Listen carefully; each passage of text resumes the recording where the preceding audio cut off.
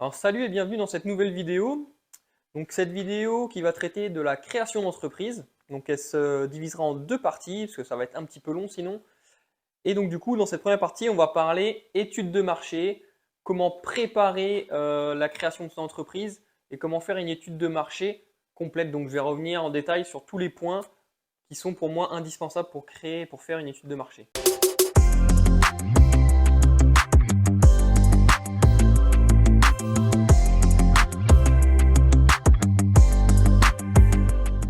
Donc comme je vous l'ai dit, ce sera une série de deux vidéos et ça se décomposera donc en deux parties. Donc la première partie dédiée à l'étude de marché, la deuxième partie dédiée plutôt à la réalisation de son prévisionnel et également un petit retour d'expérience sur la création de mon entreprise, vous expliquant un petit peu les délais et puis un peu les étapes clés jusqu'à la création et l'ouverture de sa société. Donc pense bien à t'abonner si tu ne veux pas louper la deuxième partie. Donc là, je vais pas revenir en détail sur tous les points de la création d'entreprise, mais je vais vous donner toutes les étapes clés. Voilà, la démarche à suivre, quels sont les interlocuteurs à aller voir, quelles sont les étapes à respecter pour créer son entreprise, vous donner un petit peu les délais et puis les clés en fait de tout ce qu'il faut savoir, de tout ce qu'il faut faire, tout ce qu'il faut connaître, et vous donner mon retour d'expérience sur les étapes pour la création d'entreprise. Donc alors tout d'abord, moi je vous conseille de préparer bien en amont votre projet, parce que c'est quand même relativement long. Vous allez voir après, quand je vais revenir un peu en détail sur les délais, que ça prend un certain temps. Donc ce qu'il faut faire, moi ce que je vous conseille, c'est vraiment de travailler le plus tôt possible sur votre projet quand vous avez un projet de création d'entreprise. Commencez déjà à réfléchir et à construire votre projet, même avant de démissionner ou de lancer les démarches. Vraiment, si vous avez un projet comme celui-ci, même si vous êtes en poste actuellement, profitez de votre temps libre des week-ends pour réfléchir, commencer à construire votre projet pour le jour où vraiment vous allez vous lancer et vous y mettre à 100%, que voilà, vous ayez déjà pas mal de billes et que vous soyez tout de suite opérationnel pour lancer les différentes étapes. Et puis même si vous avez un projet de démission reconversion comme j'ai fait, donc c'est-à-dire faire un dossier CEP démissionnaire qui permet de démissionner en ayant droit au chômage, eh bien, il va vous falloir des éléments. C'est-à-dire qu'il faut déjà, quand vous remplissez votre dossier, il vous demande un peu des éléments sur le marché, comment ça se passe, ce que vous avez comme expérience, comme formation, est-ce que vous avez projeté des formations, etc. Donc en fait, déjà, rien qu'à cette étape-là, il vous faut déjà pas mal d'éléments pour construire ce dossier. Donc c'est pour ça que je vous conseille de vraiment vous y mettre le plus tôt possible. D'ailleurs, j'en profite pour revenir sur une erreur que j'ai faite sur la vidéo précédente qui parle de comment quitter son job en ayant droit au chômage. Donc j'avais parlé de la possibilité de toucher le chômage quand on fait un abandon de poste. Alors j'avais raison jusqu'à il y a peu de temps et en fait il y a un abonné qui m'a mis en commentaire et à juste titre qu'en fait cette disposition ne marche plus tout simplement depuis, c'est très récent, hein, depuis avril ou mai. Donc quand j'ai fait la vidéo c'était depuis quelques semaines seulement. En fait depuis le printemps, donc en fait l'abandon de poste est considéré comme une démission. Donc maintenant, en fait, si vous voulez quitter votre job en ayant droit au chômage, il n'y a plus beaucoup de possibilités à part la rupture conventionnelle. Et si votre employeur ne veut pas vous faire une rupture conventionnelle, eh ben, il faut absolument passer par un CEP démissionnaire. Donc, un peu plus long, un peu plus complexe, mais voilà, malheureusement, il n'y a plus trop de solutions. Donc si vous avez un projet comme le mien de créer une société artisanale, c'est vous de rapprocher de la Chambre des métiers et de l'artisanat. Moi, c'est ce que j'ai fait. Ils ont été de bons conseils, parce qu'ils sont spécialisés dans le domaine et en fait, ils connaissent un petit peu toutes les ficelles. Et ils sont vraiment bien. Ils peuvent vraiment vous aider. Donc, en fait, il existe, en tout cas, moi, je parle de la Chambre des métiers de Bretagne, parce que j'habite en Bretagne. Je pense qu'il existe des dispositifs plus ou moins similaires dans toutes les chambres des métiers, à confirmer. Mais moi, je sais que la première chose que j'ai faite, je l'ai fait même quand j'étais encore en poste, je crois. C'est une petite formation, enfin une petite formation, c'est plutôt une information qui dure 2 heures. Ça s'appelle 2 heures pour tout comprendre. Et donc en fait, il vous explique, voilà, dans les grandes lignes, en 2 heures, on ne peut pas tout balayer, hein, forcément, on ne peut pas aller dans le détail. Il vous explique les grandes lignes de la création d'entreprise, comment s'y prendre, quelles sont un petit peu les différentes solutions qui existent et les pistes que vous pouvez explorer. Donc ça, c'est vachement bien parce que ça vous donne un petit peu déjà un aperçu. Et à côté de ça, donc j'ai fait en plus, après, une fois avoir démissionné, j'ai fait une formation de 5 jours parce que maintenant, il faut savoir qu'il n'y a même plus besoin de formation pour créer une société. Avant, on était obligé de faire, je crois que c'était une formation obligatoire de 2 ou 3 jours. Depuis quelques temps, c'est même plus obligatoire. Donc en fait, n'importe qui peut créer une société sans aucune formation. C'est-à-dire que demain, vous créez votre société, vous l'ouvrez, vous l'immatriculez, vous êtes chef d'entreprise, vous avez une société, et vous pouvez ne rien y connaître. Donc moi, je trouve ça un peu compliqué hein, de créer sa société sans avoir eu aucune formation. Enfin, moi, je ne vois pas comment on peut s'y prendre. À part avoir été déjà chef d'entreprise ou avoir une grande expérience dans le domaine, voilà, c'est un peu, je trouve que c'est un peu dangereux. Donc moi, ce que j'ai fait sinon, c'est une formation euh, avec la chambre des métiers toujours. Donc c'est une formation qui dure 5 jours, qui est assez dense. Donc qui concerne, il y a 3 jours sur la gestion, donc vraiment la gestion d'entreprise, et 2 jours sur la communication. Comment communiquer, comment se faire connaître, voilà. Donc vous pouvez prendre soit l'un, soit l'autre, ou un pack premium, ce qu'ils appellent, et faire les deux en une semaine, 5 jours. Donc moi j'ai trouvé ça super intéressant, franchement, pour moi c'est quasiment indispensable de faire une formation comme ça. Ça donne vraiment beaucoup de pistes, ça vous aide vraiment, voilà, ils vous donnent des conseils, des astuces. Pour moi c'est quasiment indispensable, si, en tout cas si vous voulez créer une société pérenne et un peu assurer le coût, voilà, il faut y aller. Surtout que cette formation elle n'est pas très chère, elle coûte 500 euros, et puis en plus c'est éligible au compte CPF. Donc en fait, si vous avez un compte CPF, moi par exemple, après, voilà, ça a changé récemment l'histoire du compte CPF. Maintenant, on crédite 500 euros par an. Si on travaille une année complète, on crédite 500 euros par an sur le compte formation. Donc c'est-à-dire que ce que j'ai dépensé, les 500 euros que j'ai dépensés pour cette formation il y a un an, ben, en fait, je les ai déjà récupérés. Donc c'est-à-dire si vous avez travaillé un an, cette formation vous est payée déjà par votre compte CPF. Donc il ne faut pas se priver pour moi. Alors maintenant, on va passer aux différentes étapes pour la création d'entreprise. Donc tout d'abord, ce qui peut être fait, c'est une étude de marché. Donc c'est pas obligatoire. Moi, je l'ai faite. Je ne suis pas rentré vraiment dans le détail d'une étude de marché détaillée, mais ça m'a quand même aidé. Vous retrouvez, je vous mettrai un lien dans la description sur BPI France, qui est assez complète, et même le site BPI France, si vous voulez, il y a beaucoup d'informations utiles que vous pourrez trouver sur leur site pour la création, la gestion d'entreprise, etc. Donc une étude de marché, c'est quoi? Donc en fait, ça permet, comme son nom l'indique, d'étudier le marché global dans lequel vous voulez vous lancer. Donc par exemple, donc, il y a l'étude du métier en lui-même. Le métier, est-ce que c'est un métier porteur ou non? Est-ce que c'est un métier que vous allez créer? Bon, moi en tant que menuisier ébéniste, il y en a des dizaines, des centaines autour de chez moi. Donc voilà, c'est un métier qui est connu. Donc il n'y a pas besoin de rentrer dans le détail, à moins que vous ayez un projet ou un concept qui sort de l'ordinaire. Voilà, menuisier ébéniste, vous allez voir les banques, vous allez voir n'importe qui, tout le monde sait ce que c'est. Ensuite, il y a l'étude de la concurrence. Savoir voilà, quelle concurrence il y a autour de chez vous, qu'est-ce qui existe. Et pas que des concurrents dans votre situation. C'est-à-dire que si vous voulez créer une société comme moi, artisanale, seule, ma société elle va créer du meuble, elle va créer de l'agencement. Il faut se renseigner sur le marché global. Qui est-ce qui fait du meuble? Qui est-ce qui fait de l'agencement? Pour avoir une idée globale du marché de tout ce qui existe. Par exemple, voilà, dans ce domaine-là, vous pouvez aller chez Ikea acheter des meubles. Vous pouvez aller dans des magasins plus haut de gamme, on va dire, genre Maison du Monde ou H&H, des choses comme ça. Vous pouvez aller chercher encore un peu plus spécifique.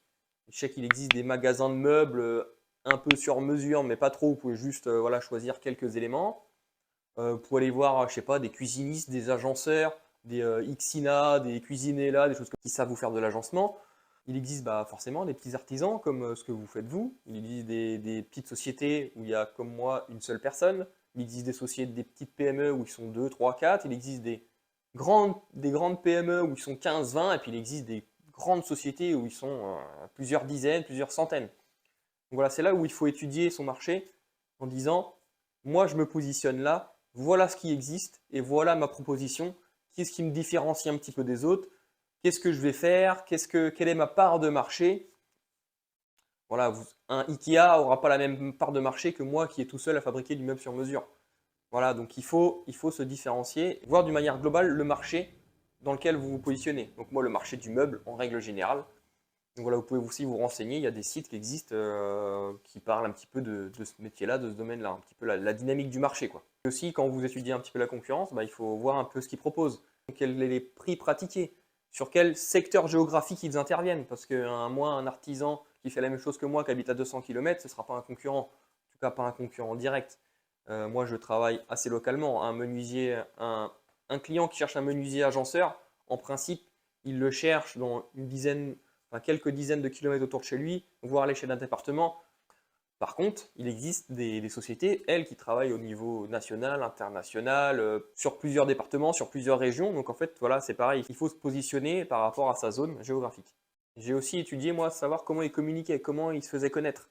Donc, vous allez sur leur site, par exemple, et vous voyez un petit peu s'ils communiquent sur leurs réseaux sociaux. Est-ce qu'ils font des salons? Est-ce qu'ils ont fait des articles de presse? Est-ce qu'ils ont des réseaux sociaux? Est-ce qu'ils ont Facebook, Insta, etc.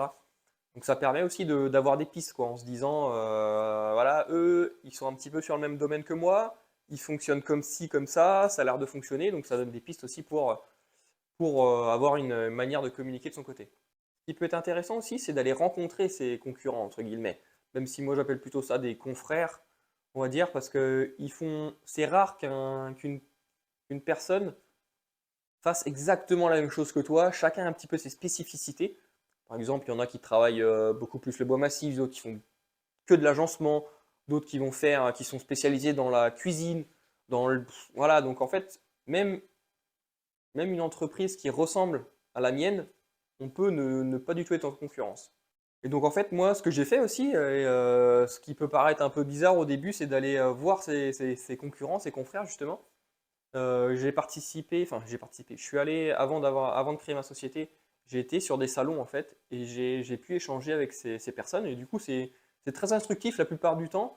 Enfin, en tout cas, moi, à chaque fois que j'ai échangé avec une personne comme ça, on est bien accueilli quoi parce qu'on dit ah moi j'ai un projet, etc. Donc en fait, ils sont pas en train de se dire ah mince, il y a un concurrent, il vient me faire de l'ombre, etc. Pas du tout. Parce qu'en plus, dans ce domaine-là, enfin, il y a du boulot. La plupart des personnes qui sont installées depuis longtemps, ils sont débordés. Donc en fait, qui est un concurrent de plus, un concurrent de moins, pour eux, ils verront même pas la différence. Donc en fait, c'est bien d'échanger avec eux parce qu'ils disent ah oui, bah moi je fais ci, moi je fais ça, je fonctionne comme ci, je fonctionne comme ça.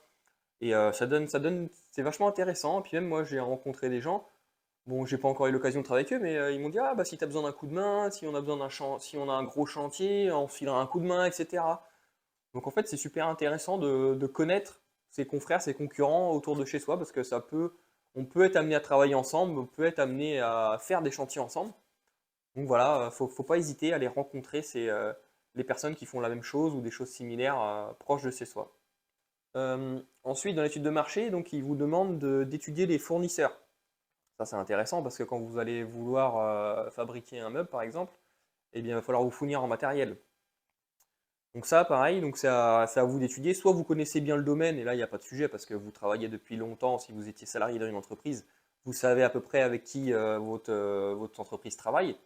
Donc voilà, mais sinon, si vous êtes nouveau dans le domaine, eh bien, renseignez-vous parce que c'est même, bah, comme je vous disais, parler avec des confrères, c'est intéressant parce qu'eux, ils ont des pistes. Ils disent, ah, moi, je travaille avec un tel ou un tel. Et en fait, ça permet, et des fois, on ne connaît pas, quoi. Moi, je découvre encore des fournisseurs, quoi, alors que ça fait un an que j'ai installé. Travailler avec des fournisseurs avec qui j'avais l'habitude, et puis en fait, je me rends compte qu'il y a des fournisseurs qui existent, qui ont d'autres propositions, qui sont un petit peu différents, qui ont plus de choix, qui ont des services qui sont différents. Donc ça, c'est intéressant. Et donc là, vous pouvez étudier votre marché, par exemple, bah, aller chercher qui est-ce qui vend du bois massif, qui est-ce qui vend du panneau, qui est-ce qui vend de la quincaillerie, qui est-ce qui vend de l'outillage, qui est-ce qui vend du consommable. Voilà pour vous dire. Vous pouvez déjà vous rapprocher d'eux, voilà, vous dire ah, j'ai besoin de ci, j'ai besoin de ça, parce qu'en plus, les fournisseurs, vous verrez un peu plus tard, pour le prévisionnel, ils vous seront utiles parce que vous aurez besoin de devis pour faire votre prévisionnel, et sans ces fournisseurs, vous ne pourrez pas faire de devis. Ensuite, ils demandent dans l'étude de marché d'étudier les prescripteurs. Un prescripteur, c'est quoi? C'est quelqu'un qui peut vous faire travailler. Donc il y a les clients particuliers, donc là, eux, ils vous font une demande en direct, mais vous pouvez avoir des demandes, par exemple, d'un décorateur d'intérieur, d'un architecte d'intérieur, d'une entreprise lambda qui a besoin d'un lot menuiserie, par exemple. Je reviens en détail, moi, sur ma typologie de clients, qui est assez diversifiée. Voilà, donc en fait, en étudiant un petit peu ça, on se rend compte qu'il y a plusieurs leviers. On peut travailler avec différentes entreprises, différents clients, et aller chercher du boulot via d'autres entreprises qui pourraient nous faire travailler. Donc là, c'est vachement intéressant de regarder ce sujet-là. Vous pouvez aussi étudier les tendances. Qui est-ce qui est demandé par les clients en ce moment? quelle est la tendance? Est-ce que les gens se dirigent plutôt vers tel ou tel produit? Pour un peu justement vous spécialiser dans un domaine qui est plutôt porteur. C'est quoi la santé du marché? Est-ce que le marché est en déclin? Est-ce qu'il est en progression? Est-ce qu'il est stable? Voilà, ça c'est important parce que si vous vous rendez compte que le marché est en déclin et que voilà, les entreprises ferment les unes après les autres autour de chez vous, c'est peut-être pas le moment de se lancer. Ou alors il faut vraiment avoir une proposition qui sort de l'ordinaire. Si vous faites la même chose que les autres et les autres ferment boutique, c'est pas bon signe. Autre point dans l'étude de marché, vous pouvez vous renseigner sur les formations. Formations que vous pouvez faire. Donc, comme j'ai dit par exemple pour la CMA, formation sur la gestion et la communication de son entreprise. Il existe plein de formations. La Chambre des métiers en propose plein par exemple. Après, il existe, vous pouvez faire ce que vous voulez en formation. Donc ça c'est intéressant parce que ça vous permettra aussi de dire bah, moi j'aimerais approfondir tel sujet. Il existe telle formation. Et du coup, le mettre également dans votre prévisionnel en vous disant bah voilà, je voudrais faire 2-3 formations, j'en prévois peut-être 2 cette année, une l'année prochaine. Le mettre déjà au prévisionnel en vous disant bah voilà, j'ai ça qui est prévu et j'aurai besoin de temps pour faire ces formations. Alors comme je vous l'ai dit, moi cette étude du marché, je l'ai fait parce que au début, je pensais qu'on allait me la demander. Moi, je m'attendais à ce que quand j'allais faire un rendez-vous dans une banque ou quand j'ai fait mes demandes d'aide, qu'on allait me demander une étude de marché. Mais finalement, pas du tout. Alors pourquoi? Parce que, bah, comme je vous l'ai dit tout à l'heure, voilà, des menuisiers ébénistes, il en existe des dizaines, des centaines. Les banques, elles en accompagnent des dizaines. Moi, mon agence, elle a sûrement des dizaines de menuisiers en tant que client. Donc en fait, ils savent, ils connaissent ce marché, ils connaissent cette typologie d'entreprise, ils connaissent les chiffres d'affaires qui sont générés, ils connaissent les marges. À peu près, chaque entreprise est différente, mais dans l'ensemble, une entreprise de menuiserie et ébénisterie, voilà, ils savent, ils connaissent, ils voient que les entreprises fonctionnent, ils savent qu'il y a du boulot. En fait, l'étude de marché, ils n'en ont pas réellement besoin. C'est un métier qui est connu, reconnu. Voilà. Donc en fait, si vous avez vraiment un projet très spécifique, l'étude de marché est pour moi indispensable parce qu'il faudra justifier votre projet auprès des banques, etc. Là, pour un métier comme ça qui est connu et qui est très répandu, voilà, il n'y a pas besoin. Moi, je l'ai fait pour moi quand même. Je ne suis pas rentré dans le détail. Il y a des sujets où bon, il n'y a pas forcément besoin d'en dans le détail. Mais moi, je l'ai fait à titre perso.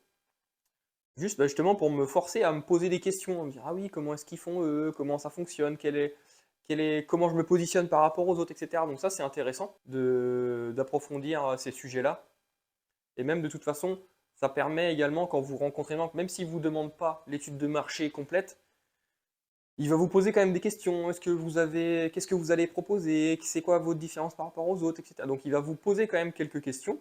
Donc ça permet d'être plus à l'aise en disant ah oui, bah, j'ai repéré telle personne qui fait à peu près la même chose, mais moi je vais faire plutôt ci, plutôt ça. Je vais me positionner je vais avoir un positionnement différent. Même quand vous allez faire votre dossier, si vous faites un dossier CEP démissionnaire, il faut quand même avoir quelques billes, hein, voilà, pour expliquer ce que vous allez faire, si vous avez prévu des formations, des choses comme ça, pour montrer que votre projet est réel et sérieux. Donc malgré tout, même si une étude de marché bien construite, bien détaillée n'est pas indispensable, pour moi, c'est quand même utile. Et il y aura quand même des éléments qui vous seront utiles pour d'autres sujets, quoi. Et donc voilà pour la première partie. Donc j'espère avoir été assez complet. N'hésitez pas si vous avez des questions à poser, si vous avez des interrogations, si j'ai oublié quelque chose, mettez un petit commentaire et puis j'essaierai d'y répondre. Et puis n'oubliez pas de vous abonner pour ne pas louper la deuxième partie qui arrive dans une semaine. Voilà, allez, à plus!